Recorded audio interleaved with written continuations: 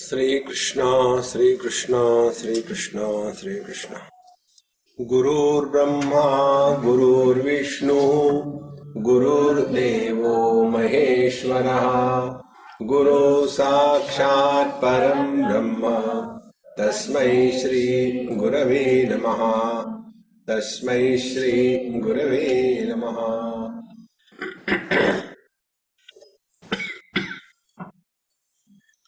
Once a child asked me this question, get me water.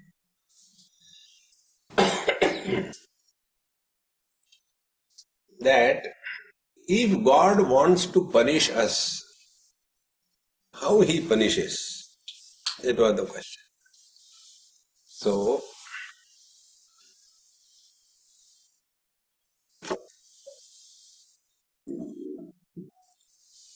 I told, have you eaten dahi vada? There is one dish among Indians called as dahi vada. You know, it's a very pathetic dish. They keep in a paper ball something made which is wet, like the brain. And on that, they will sprinkle black pepper, white pepper, green pepper, yellow pepper, and salt, and then serve it. In the same manner, when God created human beings, our cranium is like that ball. In that, like dahi vada is our brain, and on that brain, the dahi vada, they sprinkle the paper as intellect, intelligence. Thereafter, the person suffers intelligently throughout life. This is how God punishes man. Simple people are not miserable. And intellectuals are never happy. Not only that, intellectuals are intelligently happy. They justify, they can prove. See? Like one lady was very angry with me after my lecture. All the time you say, keep happy, be happy, be happy. Get married and show, be happy. So intellectuals, they try to prove that how I am miserable is okay. Such a person can never discover happiness in life. Therefore, this faculty of intelligence which is given to us by the God, it can be used both positively as well as negatively. The scalpel you can keep in your hand to operate a patient or to kill a patient. It's in your hands.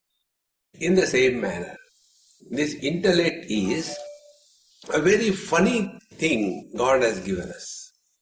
And because of that, we go the wrong way. See? Now what the intellect does, it can justify anything. See?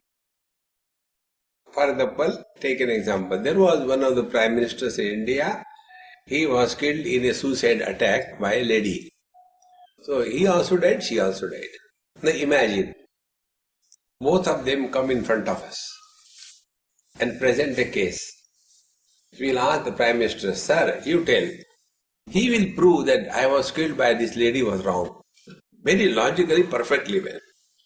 Ask that lady. She can prove equally perfectly well that what I killed him was perfectly right, nothing wrong. Because intellect is such a faculty which can justify anything in life. And this habit of justification leads us to a wrong direction. See, now take few examples. One person told me, Swamiji, you all the time go on telling we should not become angry. Anger is a gateway to the hell. In Bhagavad Gita it is said, Trividham naraka sedam dwaram nashanam atmanaha kama krodhas tatha lovaha tasmad etat trayam tyajet. This desire, anger and greed, these are the three gateways to the hell. Therefore, one should avoid them. When I was talking like this, one child asked, Swami, why there are 3 gateways to hell and how many are there for the heaven? I said, first question. Gateways to hell are 3 in number because of the rush.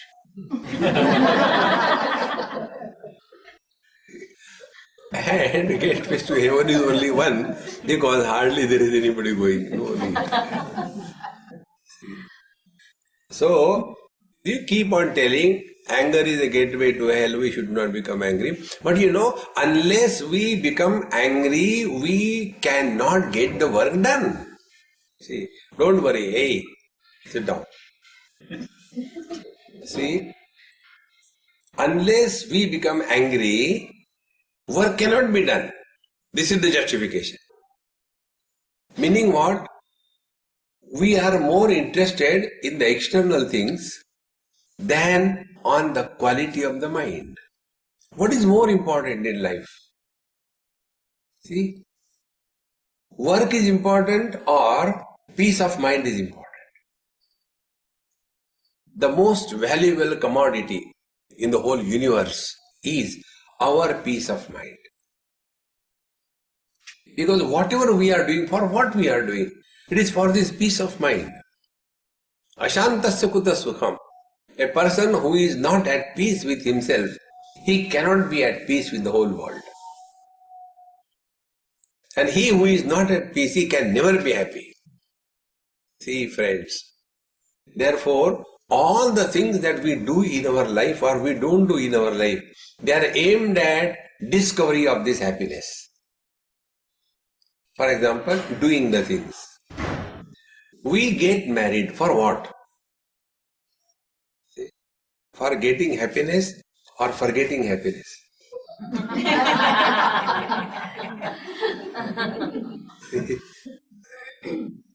Then we divorce. For what? For getting happiness or for getting happiness? We eat a lot of food. For happiness or misery? We observe fast. For what? Happiness or misery? In short, all our activities of involvement and all our activities of withdrawal, they are aimed at happiness. Alas, we forget the very basic fact and become extremely disturbed on small little issues. One of the most important spiritual practices is let the whole world be on fire. You be cool. See? Then you can think how to put out the fire. If the world is on fire and you are also on fire, you will add to the fire. You won't be able to reduce it. Therefore, instead of justifying the wrong things, let us engage this intellect in inquiry. And this inquiry is not merely if I do this, I get this. This is a mundane, KG1, KG2. If you do sin, you go to hell. If you do merit, you go to heaven. Nobody has seen hell or heaven. If you are interested in good movies, one movie I have seen recently in US on the day of release. The movie is really good, do see that. The name of the movie is RIPD, Rest in Peace Department. And such a beautiful movie it is. The crux, what I like in that movie was this. 2 police officers, something happens somewhere, they are on the top floor like that. And one officer shoots the other fellow dies. And he falls. For him the world is dead, he is still alive. Because nobody dies. And then he goes to the heavens. Because he was a good person, he is given a job by the Gabriel. And she gives him a job. This is your job, do this thing. So he is appointed, he goes around. The whole movie goes very good way, funny way, all that. Ultimately, his wife also is killed. So she also dies. When she dies, all the things around, they stand still. The blast in the car threw the car up in the air, it is hanging there. The other people who are shooting, they are there. Like that, everything is like that. But she is still alive. See, friends. And the world is dead. But he continues to be. Nobody dies. When it is said, you do good, you go to heaven, you do bad, you go to hell. Who has seen hell and heaven? Then we inquire. Kastvam koham kutamayataha kame janani kome tataha. Who am I? Where from I have come? Can I be this body? The body is created by our parents. We may say, I am a self-made man. Like amoeba, binary fission, I am born. No. The body is created by someone. The body doesn't listen to us. You must have seen there are people who are Jocksteve brand, like agarbatti. Even if they eat the live buffalo, they continue to be like this. The contrary are those people. They just look at the ice cream and they put on 5. Now this body, which we have not created, which doesn't listen to us, this body I am, on what account you made this statement, this body I am? And we think ourselves to be very intelligent. See, friends, one day in a college in India, after my talk was over, one student asked this question. Swamiji, please tell me, who am I? I said, should I tell you the truth or the bluff? He said, you can tell the truth. I said, listen, you are a fool of the first order. Then he said, do you mean Ramana Maharshi was a fool? Because this question is attributed to Ramana Maharshi. There is a book written by him or around him on this topic, who am I? So he said, do you mean Ramana Maharshi was a fool? I said, no. He didn't ask me this question.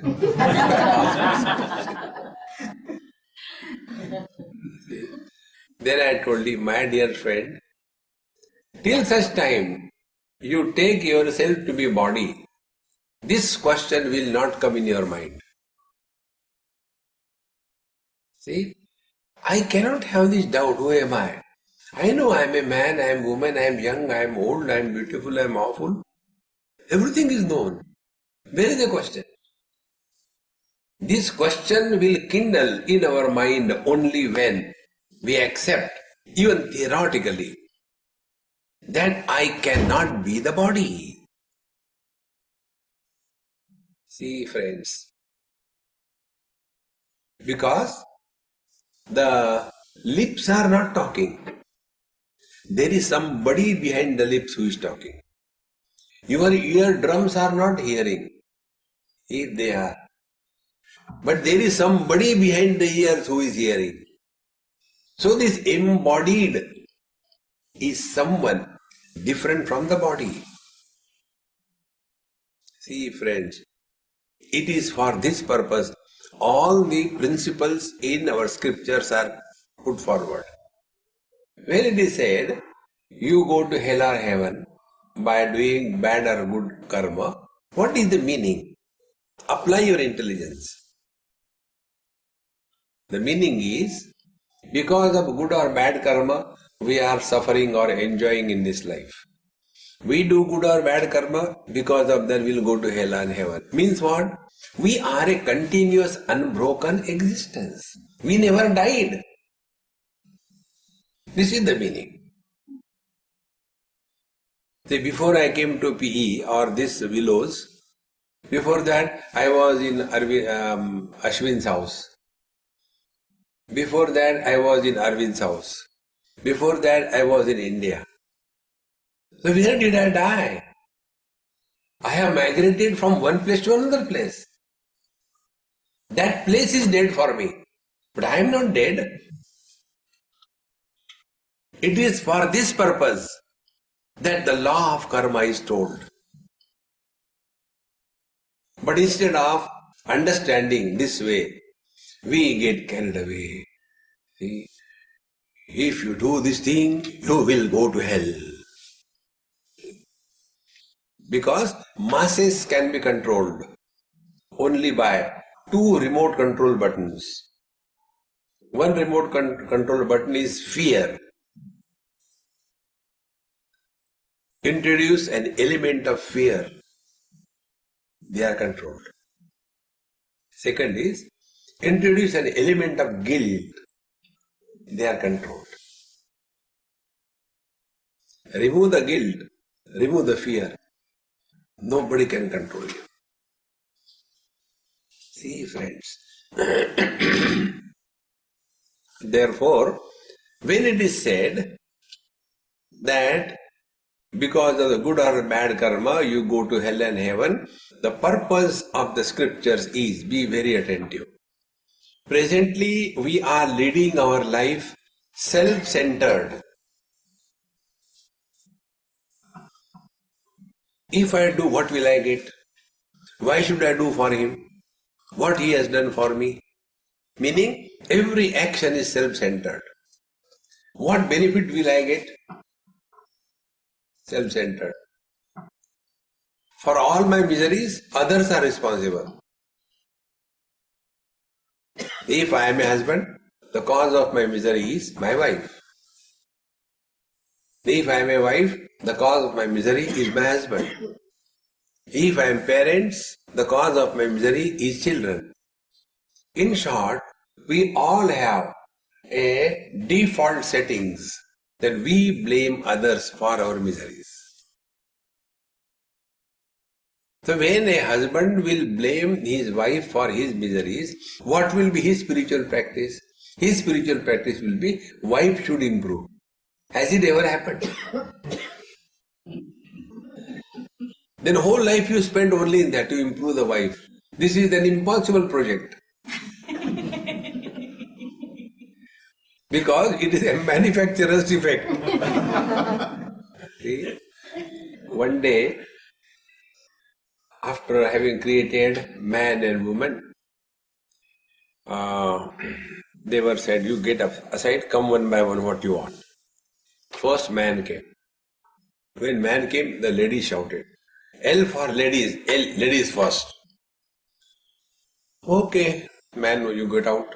The woman came. And she said, Oh Lord, kindly give me such a husband who will be intelligent, rich, handsome, capable, and obedient. God said, in all the corners of this world, you will get such a husband. So the lady was very happy. She went away. The God has to keep everybody happy. Then the husband came, the man came, lady has gone, and he asked the same question. Oh Lord, kindly give me a wife who is beautiful yet intelligent, who knows everything, who doesn't argue, and who can understand. Kindly create a wife for me like this. God said, you go to any corner of the world, you will get a wife like this. Now both were told, both impossibilities.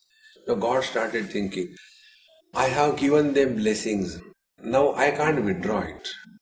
There is no Z, control Z. It is done. I can't undo it. What could be done? What could be done? God was very much worried. Then his wife came and she said, what is wrong with you? See, I have done this mistake. I gave promise to both of them. In every nook and corner of the world, you will get good husband, good wife. But it's not possible. What should I do? Simple thing. Create a round world. And God created the world round. There is no corner and no possibility. See, friends. Till such time we blame others, we are not self-oriented. We are self-centered.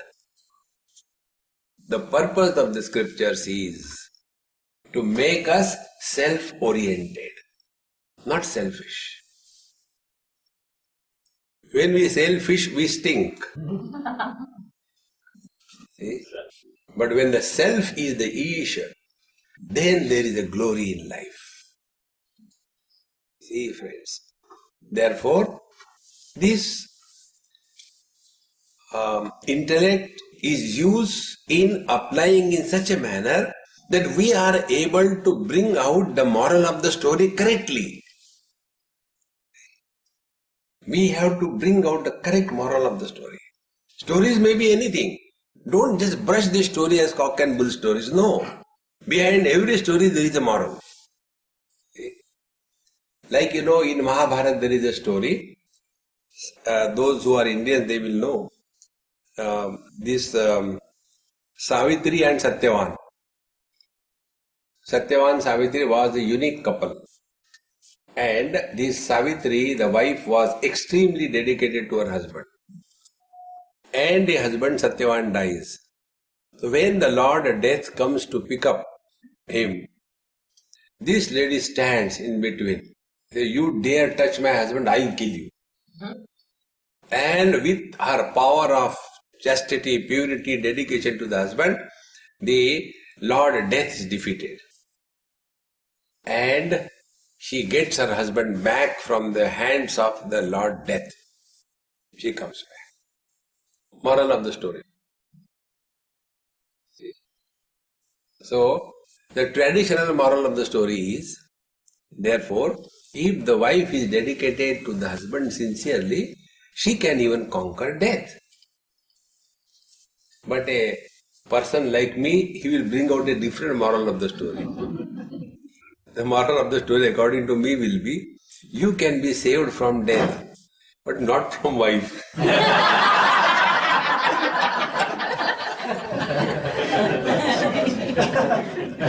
See? Moral of the story.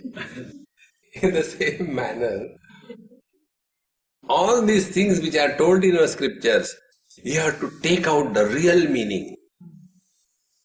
Not going to hell and heaven. It's for KG1, KG2. See, friends. Then when this question comes, that I cannot be this body because the body is created by parents, it doesn't listen to me. How can I be the body? Then the question comes, then who am I? And then we are told, oh, you are the soul. And we accept it. The most stupidity that the world has is this. Like for every shoe there is a soul, in the same manner, for every body there is a soul. You may change the spelling, but the soul is soul. See? And then you must have seen also the pictures and the CDs and DVDs that when a person dies, the soul comes out of the top. If he is a yogi. If he is a useless person, the soul comes from below. And it goes into the lower lives. Animals, plants, reptiles, etc. And if the yogi is a great person, the soul comes out from above and goes into the godly world. Don't get carried away by this. Employ your intelligence faculty to inquire.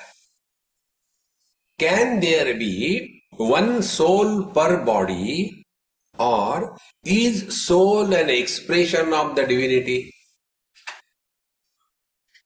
Now to understand this point, take this example. This example was not available in earlier days. Now in our days it is available.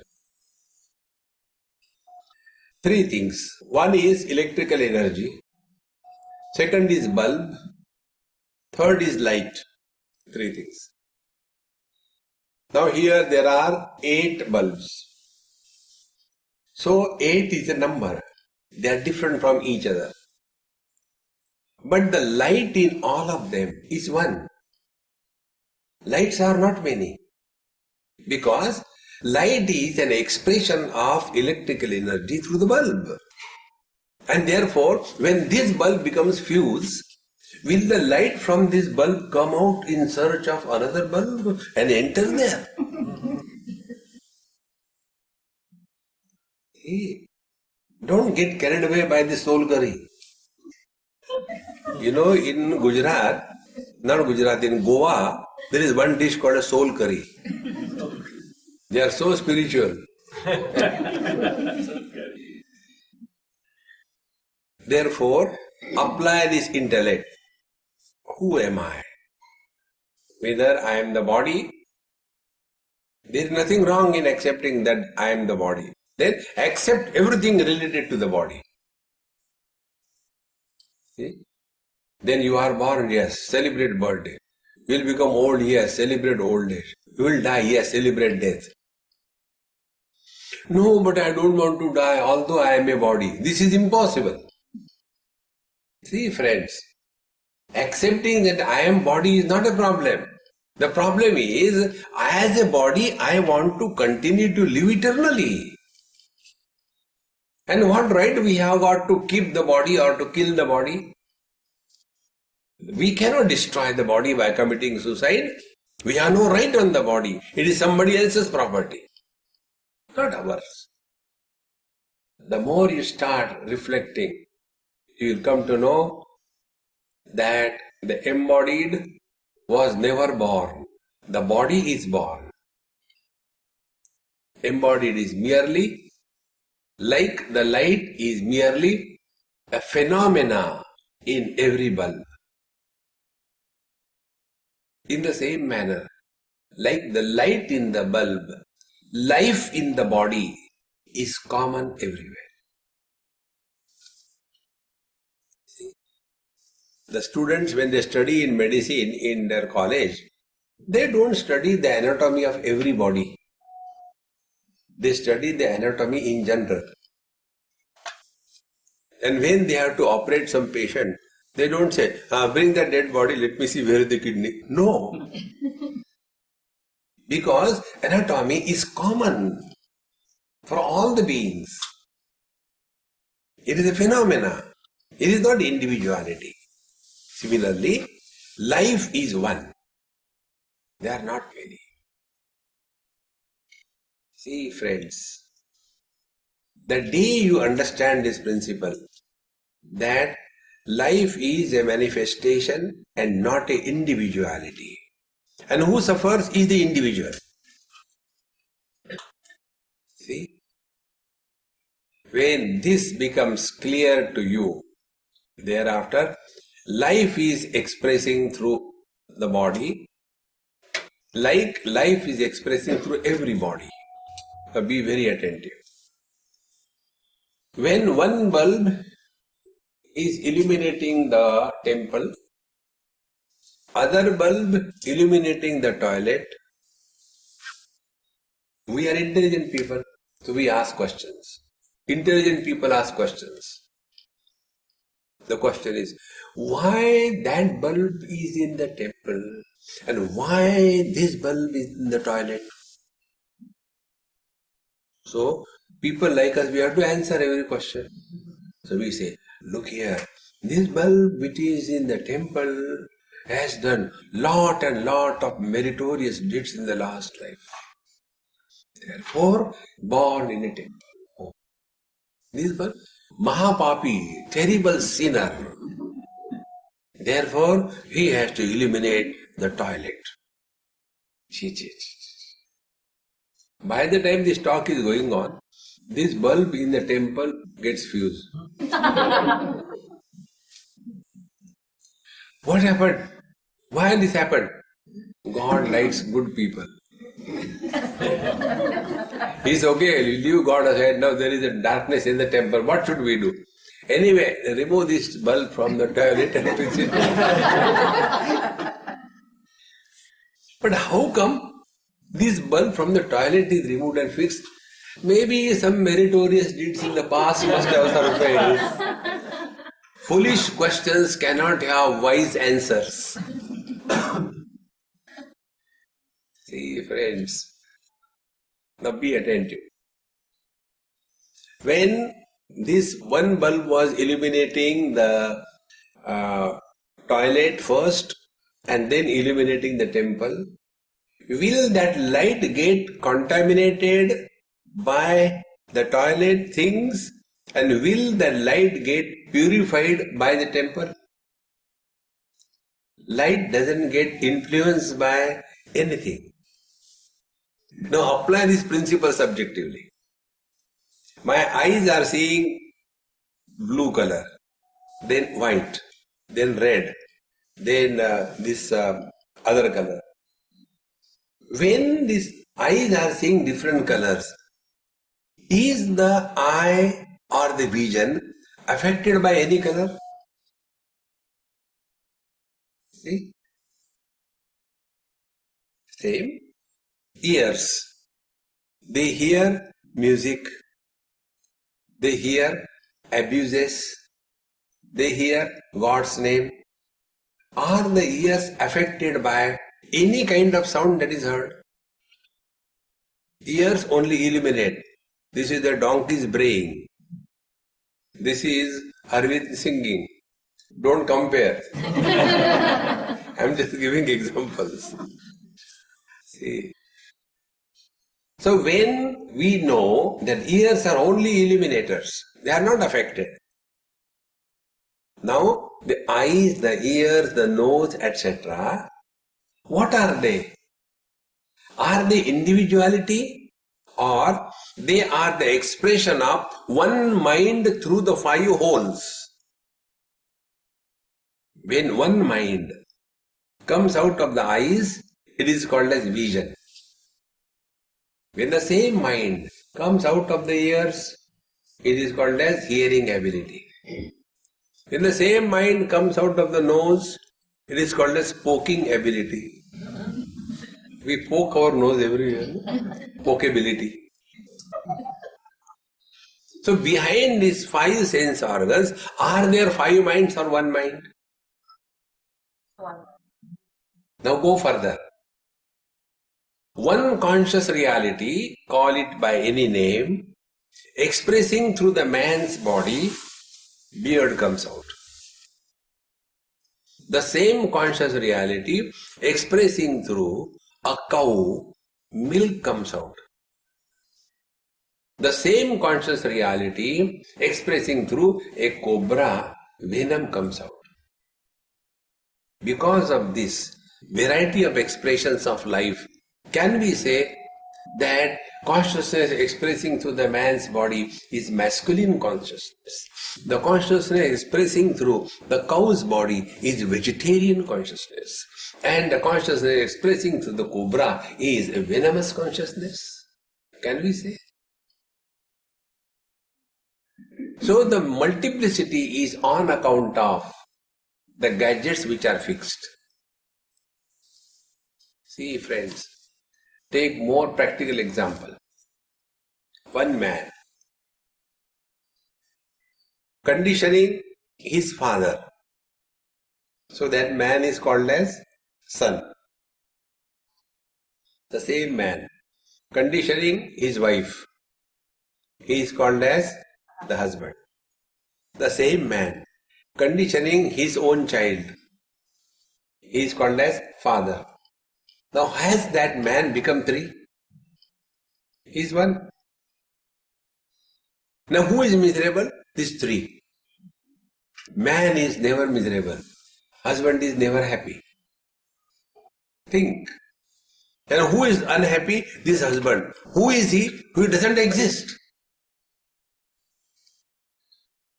Man exists. Husband doesn't exist. Husband is an illusion. See, nobody is by birth a husband.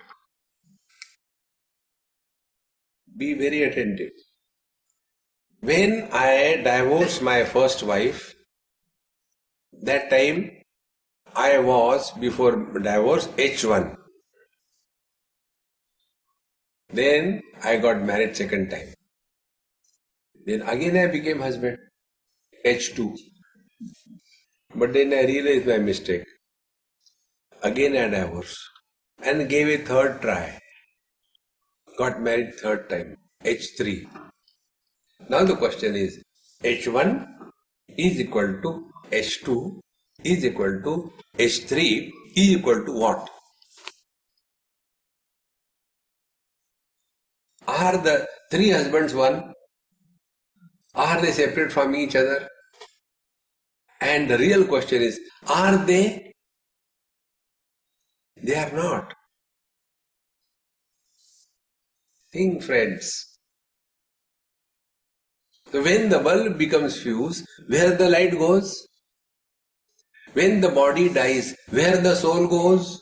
There, where the light goes. Come to cognize this principle. See,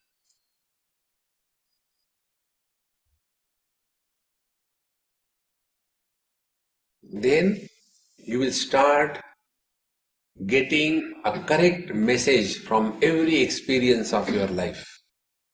Like, colors may be many, vision is one. Sense organs may be many, mind is one. The thoughts in the mind may be many, but the consciousness illuminating the thoughts is one. This journey from the many to the one is the spiritual journey. In this, you don't get anything. First, you reject the world of colors and forms. Then only you can come to the eyes. Then you reject all the sense organs. Then you can come to the mind. Then rejects all the thoughts, good and bad. Then you come to the consciousness. So this path is not the path of acquisition. We simply chant the mantra. Na karmana na prajaya dhanena tyage naike amritatvamanshuhu. It is only by renunciation alone the truth is attained. We simply say, and keep on connecting the things around. Thus, this intellectual faculty is required for inquiry into one's identity as to who am I. It is for this purpose the God, out of compassion for us, gives us good and bad experiences. And one day it may click. Parikshalokan karmachitan brahmanaha nirvedamayat nasti akritaha kritena tadvijnanartham gurumeva vigachet samit panihi shrotriyam brahmanishtam. When we analyze our own experiences of life, one day it clicks. Hey, what I have been doing in my life? When I was not in this world, there was nothing lacking in this world. When we leave this world, there won't be any lacuna because of our absence. Meaning, our presence has no meaning. But what a arrogance with which we live. Konyosti sadrusho maya, who is like me? Without me, the world can't move. The only purpose, friends, of this intellectual faculty given to us by the Lord is to inquire into your identity. Then you will come to know, whenever you are disturbed, this is application of your intelligence. Whenever you are disturbed, at the origin of the disturbance, there is Mr. Somebody. Somebody is always disturbed. Nobody is never disturbed. Therefore it is said, nobody is happy in this world. It is very true. Mr. Nobody alone is happy. Somebody is always miserable. Just look within. Whenever you are disturbed, rather than justifying the disturbances, just find out who is disturbed. In a fraction of a second, your problem is solved. Husband is disturbed. Then you start playing with this husband. See, this is how out of an ordinary person a Mahatma is born. One example I'll give you. Just imagine one husband has come to me and he complained. What will be the complaint of the husband? How he is miserable because of the wife. There cannot be any other complaint.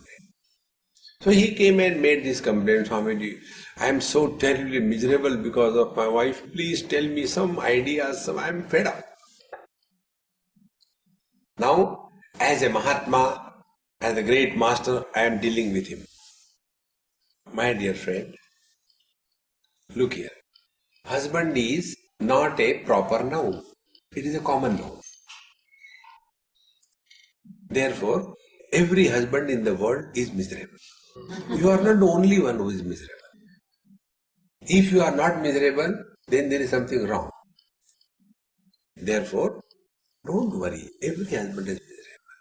You think only you are miserable? There are husbands which are more miserable than you.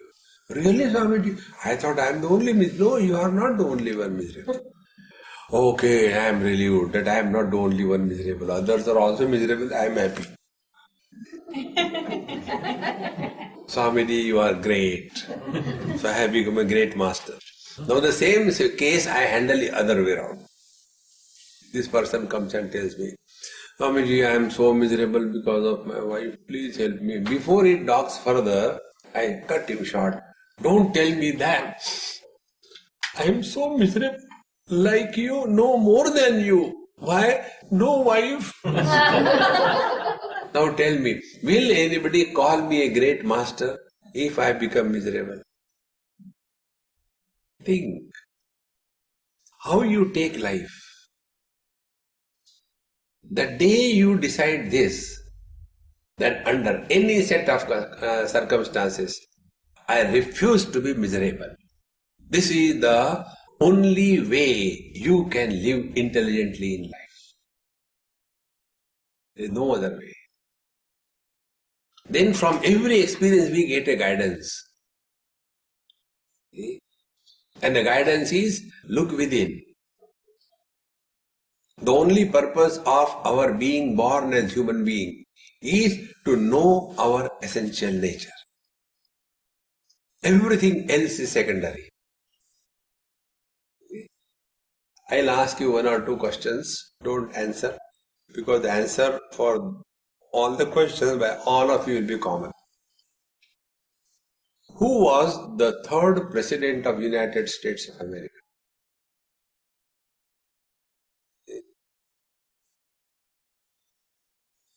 At what speed the neutrons and electrons are running around the earth?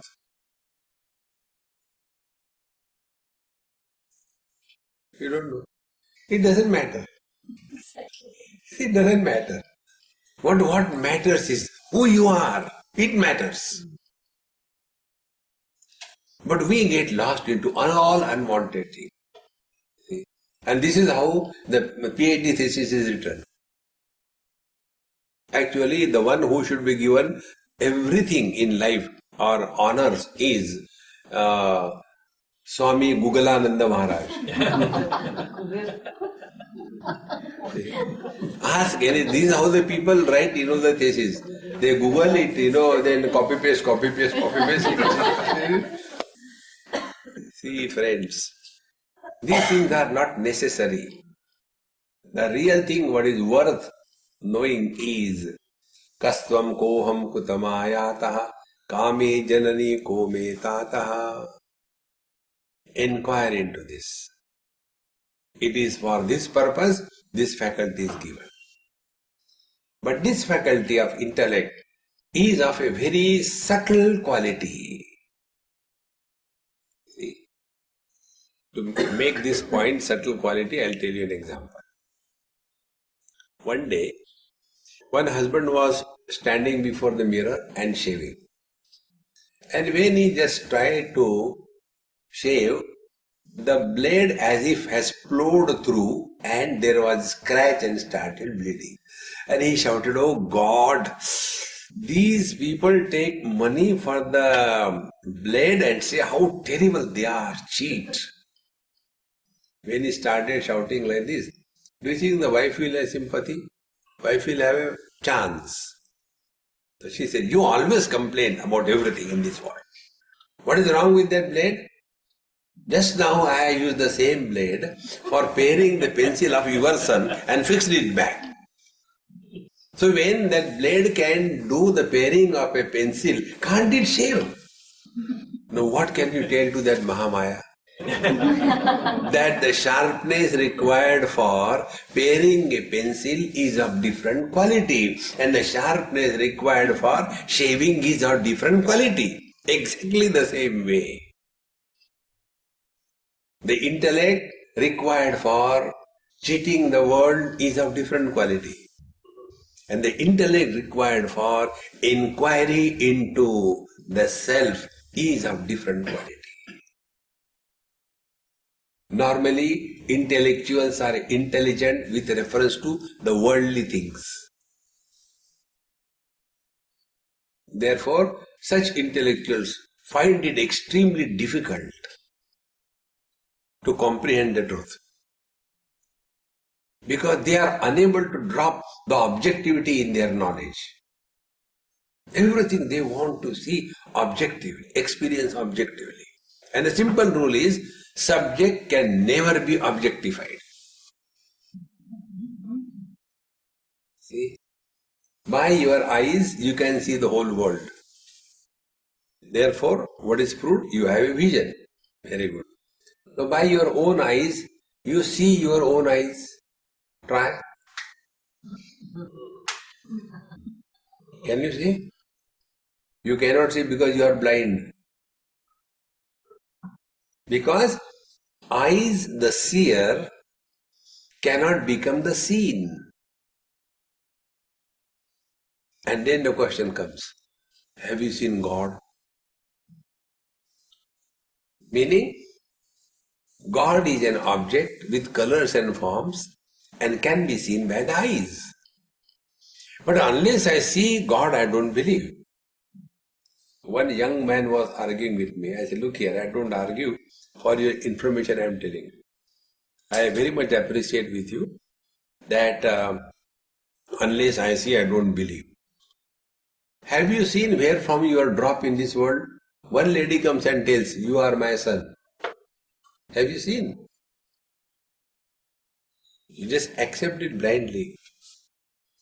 And that lady whom you accepted as mother blindly, she tells, this man is your dad. Have you seen? It just happens. But we are so much obsessed by this objectivity. Therefore, these intellectuals find it extremely difficult to comprehend the truth. Therefore, use of intellect, if it is properly done, it is like the pole vault jump. You can't go high beyond a particular height by simple high jump. Maybe 1 meter, 1.5 meter, 2 meters. But if you want to go 4 meters, 3 meters, then you take that pole and come running, fix it in the ground, and with the help of that pole, go up there and throw the pole. You don't go with the pole the other side. Oh, he helped me, let me go with it. No, throw it away. Exactly the same way. Utilize this intellect in such a manner that you transcend the intellect and go beyond. That is the way. It is for this purpose that intellect has to be utilized. But instead of that, we become intellectuals and starts argument and logic. Argument and logic can never lead you to anywhere. Therefore, friends, this third expression of life, first was the body and action. Second was the mind and emotions. And the third is intellect and inquiry. Unless we learn properly about these three expressions of life and their functioning, we will not be able to discover the real happiness in life. And when we transcend the intellect intelligently, not intellectually, then we will come to know the uncaused happiness is our essential nature. Because it is uncaused, there is no other. Because it is uncreated, it never ends. That which is never beginning and never ending is infinite. And to the infinite, nothing can be added. Nothing can be taken away. This infinite bliss is our essential nature. Then we start analyzing our experiences. See, Bhagavad Gita 15 chapter, this thought comes. Mattaha smriti jnanam apohanam cha vedaischa sarvai ahameva vidyaha vedanta krut veda videva chaham. I am the essence in the heart of everything and being. It is on account of me alone that waking experiences are possible, dream experiences are possible, deep sleep experiences are possible, and samadhi experiences are possible. But all these experiences, they come, stay, go. Waking experience comes, stays for some time and goes away. Dream experience comes, stays, goes away. Deep sleep comes, goes away. Samadhi begins and ends. But there is one factor which has never come and never gone. Who can make this statement? I had a good sleep, but in between I had bad dreams. Who can say this statement? This statement cannot be said by the waker, because he was not dreaming. He was not sleeping. Yet this statement is made. So the one who is in the waking but not the waker, who was in the dream but was not a dreamer, who was in the sleep but was not sleeping, who was in the samadhi but not in samadhi, the one who illuminates every kind of experience, that is our essential nature.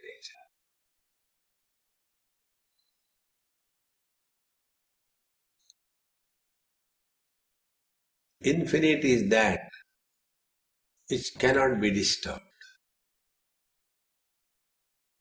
See?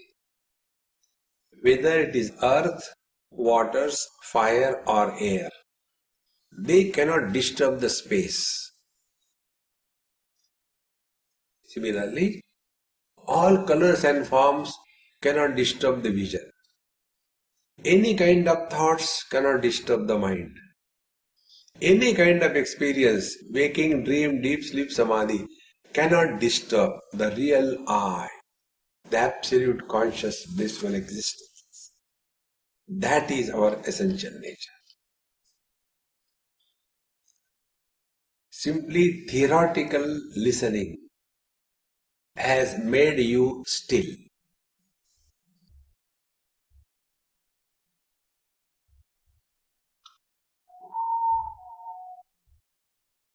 In the stillness, there is no effort.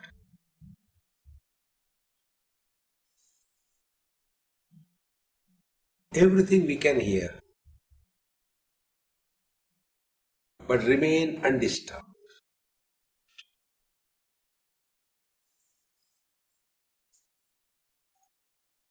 This experience is called as happiness.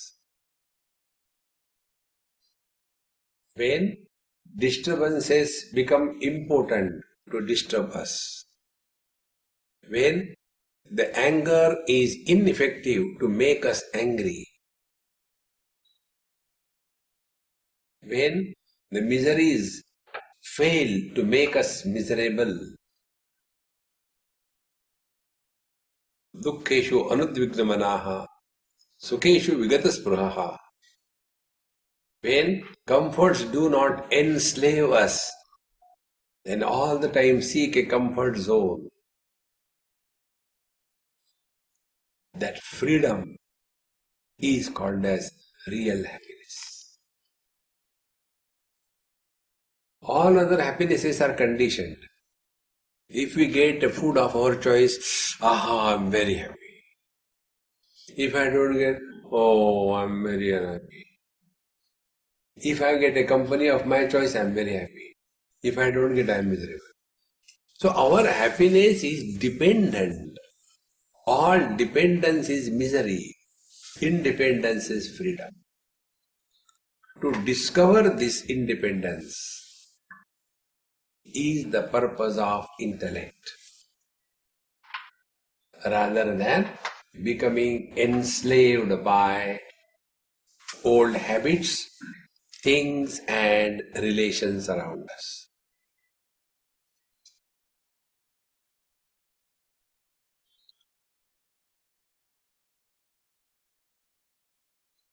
Therefore, such a person who has learned from his own experiences how to use this intellectual faculty, he will function in this world dynamically and yet remain untouched by ups and downs, success and failure, joy and sorrows, loss and gain. That equanimity is untouched. Like the space doesn't get bent down because of the weight of the earth, doesn't become wet because of the waters of the ocean, doesn't become burnt because of the element fire, doesn't become dried up because of the air. Although supporting everything in the same manner. Let every experience come and go. It is not only goody is God. Goody and baddie, they are only relative. They are not real. When I call somebody, you are tall, I have already created a shorty. When I call somebody, you are fat, I have created a thin. When I call somebody is intelligent, I have created a fool. When I call somebody rich, I have created a poor. They are mutually dependent. Thus, this faculty of intellect is meant for inquiry about our own essential nature as to who am I. And now the last point. Once we come to this destination, thereafter the vision completely changes. World will not change, vision will change. See? Take an example to understand this point. There were three persons, for example, and they were at the base of these three legs of this stand, tripod. One was following the path of karma, other was following the path of devotion, third was following the path of knowledge. And they were far away from each other. And everybody is insisting, my path is the only path, all others are useless. Fighting, shouting, my religion, your religion, my God, your God, God with the form, with the attributes, God without form, with attributes, God without attributes, without form. Saguna Sakar, Sagun Nirakar, Nirgun Nirakar. Fighting. And in their fight, somehow they started their journey. And one of them has reached the top. After reaching the top, what will be his vision? It doesn't matter what path you follow. What matters? Have you reached? Having reached the top, all the differences merge. Then only a statement bursts out on the cross. O Lord, they know not what they are doing. Forgive them. It is not a dialogue written by a script writer. It is a spontaneous expression of infinite love in the form of natural forgiveness, like our tongue forgives the teeth when she is bitten by the teeth. Think this change in the vision happens. If this change in the vision does not happen, we are miles to go before I sleep and miles to go before I sleep. See, friends, when we thus come to the Absolute, from the Absolute standpoint, all the relatives are only imaginary, they are not real. It is something like this. Space is real. North, east, west, south, four corners, up and down. 10 directions are imaginary. They are not real. What is east? Where the sun rises.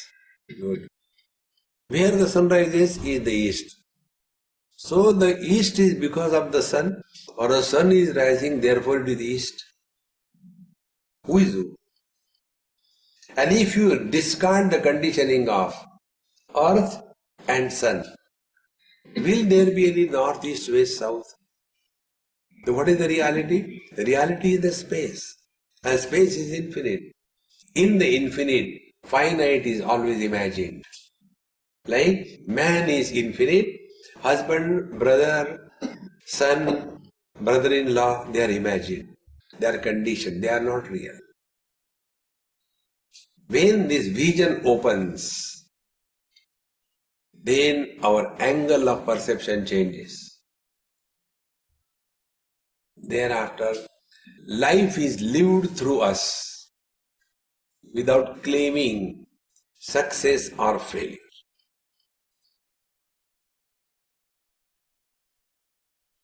This is what is called as fulfillment in life. Bhagavad Gita 15th chapter, Etad buddhva buddhiman syat krutakrutyascha bharata. Having known this art of learning from every experience, one attains fulfillment in life. And this fulfillment is the ultimate. This has to be discovered. Om Purnamadaha Purnamidam Purnat Purnamudachyate Purnasya Purnamadaya Purnamevavashishyate. Om Shanti Shanti Shanti. Hari Om Sri Gurubhyo Namaha. Hari Om.